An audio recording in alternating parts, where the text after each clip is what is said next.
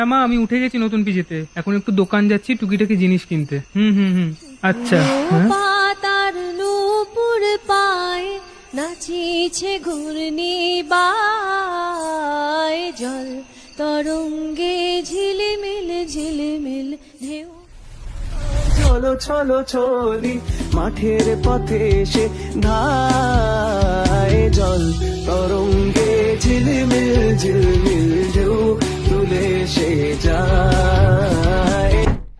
দূর স্বপ্ন। দাদা 6 প্যাকেট শ্যাম্পুর পাতা দেবেন, একটা সাবান দেবেন, একটা সুজির প্যাকেট দেবেন। আচ্ছা শোনো, রাতে ওই রাস্তা দিয়ে আসবে না কেমন? হ্যাঁ তুমি তো এখানে নতুন, না জানতেই পারো।